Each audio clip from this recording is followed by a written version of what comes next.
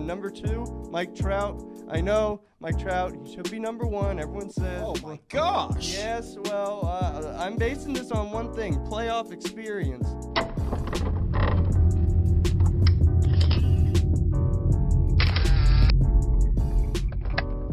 Jansen Harris here with Alex Brychta with the Just Good Network. Like, comment, subscribe to us on YouTube. Like us on Facebook and follow us on Twitter and Instagram as well. We're talking top 5 players in the MLB right now. Number 5, I'll go first, Alex. I'm sorry. I'll let you go second. I'll go first. Number 5, Bryce Harper. I know how you feel and others feel about him. How, maybe he underachieved a little bit with the Nationals. Maybe he's a slight bit overrated. With the Phillies, with that fan base behind him, on a new fresh team, with a fresh contract, he's going to show you why he's a top 5 player. Number 4, the Judge, Aaron Judge, quickest to 60 home runs. I believe he's going to be one of those type of sluggers. I know when injuries pop up, sometimes slow down the production a little bit, but I think when healthy, he's one of the premier players in this league.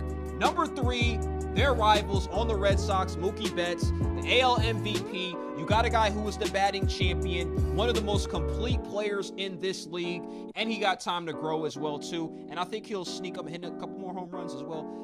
Number 2, Jacob Degrom. I got his name right this time. Didn't call him Jason. He is one of the premier pitchers in the league. Best ERA last year. 200-plus strikeouts. Continues to get better with this Mets team. And number 1, pretty obvious, Mike Trout. This might be one of the best players to ever play the game. Might be. I don't want to say is. A lot of people are already claiming it already. To me, the only thing he has to work on his game, and I wouldn't even say it's a flaw, is just continuing to get those home run numbers up, which I think he will do. So that's my top 5 list, Alex. Give me yours. Let's see. Well, mine is similar to yours, but in a little bit of different order, and I'll start at my number 5. The player who still isn't on a team yet, Craig Kimbrell. Why is he not signed yet? He has 333 career saves, a World Series, and he struck out over 70% of the batters he's faced. Sure, he wants a lot of money, but a player of that caliber only comes around once in a generation. He's like this generation's Nolan Ryan, I would even go so far as to say, and yet he's still sitting at home waiting for that call. Maybe he's not top 5 then, if he's not getting the call yet, right? I think it's not his fault. I think that teams are being penny pinchers now. They don't want to pay up, but that's not to say he isn't a quality closer who is going to be in the Hall of Fame someday. How much money do you think he's worth? Honestly, I think he's worth, on a short-term deal, $30 million, on a long-term deal, anywhere between $75 and $90 million, but teams aren't willing to go that high anymore. They just have seen long contracts not, average out that well, so they're very hesitant to dole out that kind of money for a guy who only pitches 1 or 2 innings a game, But I think the last three outs are the most important of a game. Absolutely.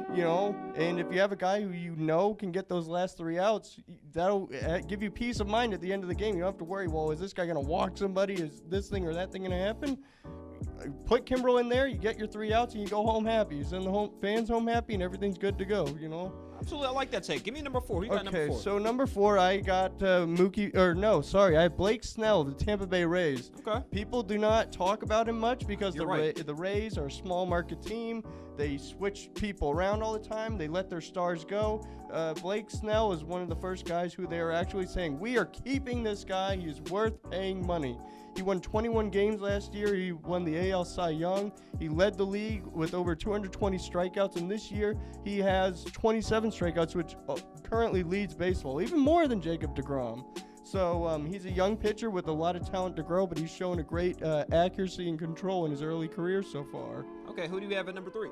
Number 3, I got Mookie Betts. I got to put him lower than my Yankee, who's coming up in a little bit from now, but he is well deserving of the honor, like you said.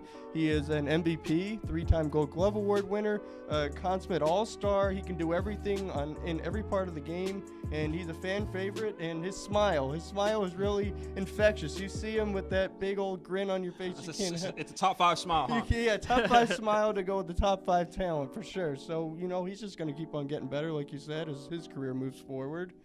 Number 2, Mike Trout. I know, Mike Trout, he should be number 1, everyone says. Oh my gosh. Yes, well, I'm basing this on one thing, playoff experience. The Angels do not make the playoffs. Mike Trout is phenomenal. Who do they have around him, though? Obviously, they don't have a core that will help Mike Trout get to the playoffs. He's been to the playoffs 1 time in his first 8 years of a career. And you know what happened in that playoff series? The Angels got swept in 3 games. Mike Trout was the star of that series for the team, but they did absolutely jack squat.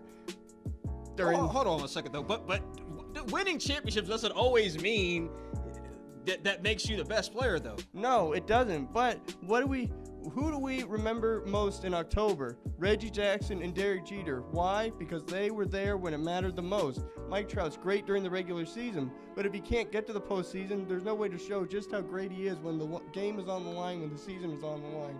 That only happens when you make it to the postseason. Absolutely, I agree with that. So, give me a number 1. I'm curious. Who do you have a number 1? Number 1, I'm going with Aaron Judge. I mean, come on.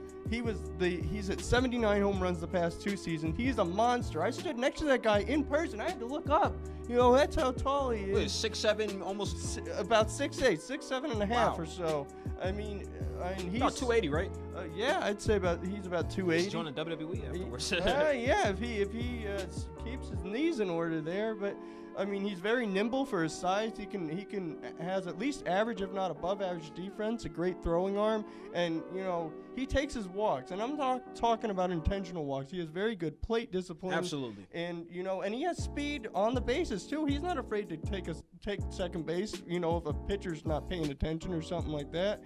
And right now, he's having to carry a lot of the load for the Yankees because we got some stars like Giancarlo Stanton and Miguel Andujar who are on the injured list right now. So Stanton's going to Judge is going to be having to provide a lot of that pop for him, you know, until they can come back. Absolutely. Thank you for your top 5 list. You heard my top 5 list. You heard Alex's top 5 list. Tell me your top 5 list. Comment, like, do all that stuff below. I'm Jansen Harris with the Just Good Network with Alex Brychta.